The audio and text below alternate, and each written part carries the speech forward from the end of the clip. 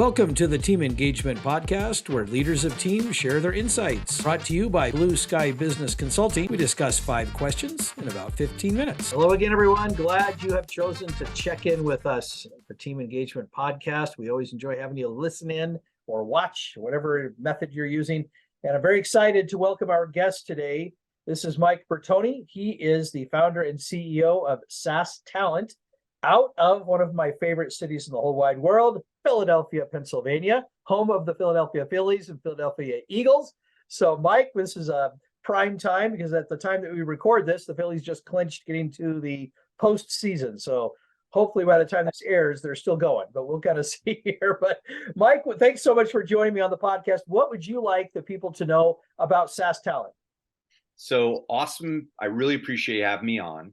So we are very excited to announce that we just rebranded last week to SaaS Talent. Our mission is to power SaaS and high-tech growth for competitive advantage. If you're a SaaS or you're a high-tech company, a tech startup, we help you in 2 core areas: talent and business development. You have to grow. So the most important thing when you're a tech startup is you have to figure out your business model and how to grow. And so that's business development. Our core is we are helping you grow, we're helping you scale, we're helping you drive sales. And with that, you have to hire people. So you have to hire talent. So we're extremely flexible in the industry and we're hyper-focused with tech startups, SaaS companies, tech startups. We help them with talent in the United States, and we help them with talent in Latin America. So we're so excited to be on. This is the first podcast we're on where we're actually announcing our brand. So thank you so much for having us on. This is great. Oh, man, this is exciting. So not only the timing of it, but just what you're doing. I love that. I love that you help businesses grow. So well done. All right, let's dive into the questions here. Now, Mike, as you've been building your company, because obviously you did a rebrand, so you've already been building a company for years. Is there a challenge that you've overcome that you're especially proud of? Yeah, so the biggest challenge that we've been dealing with over the last year is figuring out how to scale. So I've been in business about over 8 years. And a few years ago, right before the pandemic hit, I was a solopreneur. It was myself and my partner. It was 2 people. Through the pandemic, we grew to 36 people. Wow. Through the whole pandemic. It was unbelievable. But I have to tell you, did I know how to operate a company?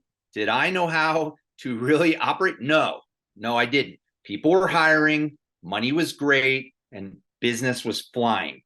This year, business went down 50%. I had to figure out how to operate. I had to be an operator. So I had to figure out how to scale my team, put my team in the right places on the bus, set goals. So this year has been a MBA in how to operate a company. It's been unbelievable. You got to figure out how to do that. Absolutely. Well, congratulations on continuing to figure that out and to enjoy the success that you're enjoying. That's fantastic. All right, question number 2. How can leaders help to kind of develop a culture of creativity within their team or their business? Yeah, so you have to have a process around this, right? So you have to instill creativity within your team. And in order to do this, you have to build it into the fabric of how you operate, the operating system of your company. So the way we do it, so we have 3 things that we do. So we have our Monday meetings, right? So if you're a company out there listening, you have to set up structure around how you're doing meetings on a regular basis. So we have a team meeting Monday, all team. Then we have a leadership meeting on Wednesday in the morning. So during these times, we're asking questions. We're engaging with our team on a regular basis, right? During those 2 meetings, it's real simple. You're asking questions. You're getting feedback. Then I have a process where my head of HR operations meets with the team bi-weekly, individually, meets with them every other week, at least once every other week, and is consistently getting that out of them, right? So in order to do that, what you said, you have to really instill it into your fabric of your business. Yeah, very good. Very good. All right. Question number 3. How can a leader help their employees or the team members to learn to trust each other?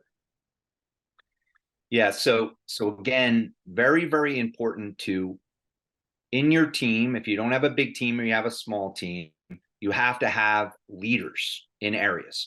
So a big thing that we learned this year, thanks to another system, which if you're listening, you might have heard of EOS, right? The Entrepreneurial Operating System. So let me give you an idea of the functional areas. And say you're a small company, you might not have all these people, but if you have people, you have to be thinking about sales, marketing, operations, finance, uh, technology, and then HR operations or people. So all of these areas, you have to have a person leading this area, right? And then you have to instill in these people the ability to do this, right? So it all comes from, again, back to the structure. All I've been doing over the past year is figuring out operations, right? That's where my head's been, right? So think about your company as how does this actually work? How does it operate? How do I optimize this? And what you do is to instill these things in your team, you have to enable the person to do it. You have to give them the ability. So that means goals around it. So within EOS, you're setting quarterly goals. So this is a goal that you have to set, right? Then you have to measure it, right? So setting the goal, measuring the goal, getting feedback, and then updating it. Perfect. Beautiful. All right. Question number 4. Now, I'm sure that, Mike, this has never happened to you, but is there perhaps a time when maybe there was kind of a perceived failure, but you turned it into a win? Perceived failure to win, absolutely. So this year, again, I'll talk about this year. I grew through the pandemic to a team of about 35 people. It was unbelievable. This year, I had to let go of people, right? I had to let go of people because in my business, it's all about the number of recs. So we went from having an average of about 20 recs each month, 20 job requirements, to about 3 each month. And it was down to 2. It was crazy. The team was too big, right? So we turned this around, right? We took this challenge. It was an MBA in how to operate a company, everybody out there. And we had to let go of people. We helped them get jobs. So we gave them references. I did calls with the new companies. We gave them time, right? So we took this issue in the company and we turned around into a success of how to bear down, how to better operate, and how to drive success in multiple areas of the business. Wonderful. Yeah, those are tough decisions, but that's how the company survives. That's awesome. Exactly. All right, our last question, kind of a fun question, but Mike, tell us a little bit about your first job. Wow. So my first job out of school, I was a financial advisor at Equitable AXA, right? So I graduated from college. So one of my mentors that I still talk to, his name is Michael Vesuvio. He now has one of the largest agencies in New Jersey, one of the largest. He got recruited out of Equitable during my time there. I got a job at Equitable. I was there a year. We got recruited out into Mass Mutual.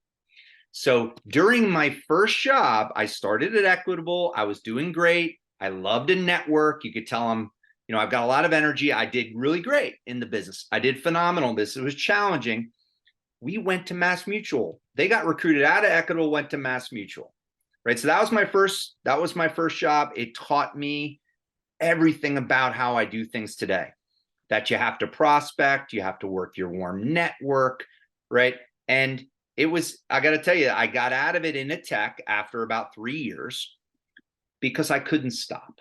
So one of my biggest challenges from before is insurance. Everybody needs insurance. Everybody. So I couldn't stop, right? I'd be working 7 days a week. And basically I got fat. Like I gained like 40 pounds because literally I could not stop working, which is a positive negative in my life, right? So I'm a really hard worker. So now I've fixed that issue, but that was my first job, financial service advisor at Equitable and Mass Mutual. Wow. Yeah, that's quite the change from what you're doing now. So that's great. Yeah, absolutely.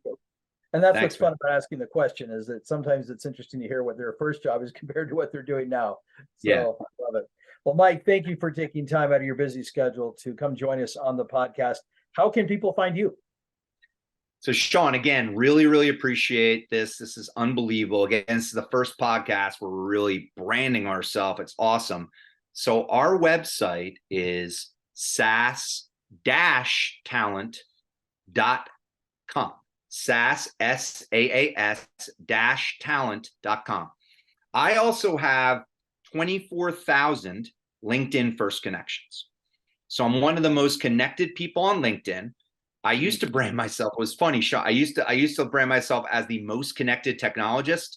I stopped doing that because people thought it was kind of goofy, but I've got a lot of connections, and I use those connections for really two areas. It's networking, referrals, and then recruiting, right? So I use LinkedIn as a big, huge data store to target people. So you could find me on LinkedIn. So Michael C. Bertoni, you could obviously find me on LinkedIn. If you connect with me and you basically said you saw me on this podcast, just say you saw me on this podcast, my EA, Santiago, will set up a meeting with me ASAP. So thanks. Awesome. I like it. Great. Thanks so much. We thank everybody for taking time to join us every week, and we look forward to the next time we get to meet with you. Thanks so much for joining us. Have a good day. Thanks, Sean. It's been great. This is Sean Richards with the Team Engagement Podcast, where leaders of teams share their insights. For more ideas, go to teamengagementpodcast.com. We also invite you to follow or subscribe to our podcast wherever you may be listening or watching. Is your business thriving? Go to tbs-score.com to find out. Thanks for joining us today. Have a great day.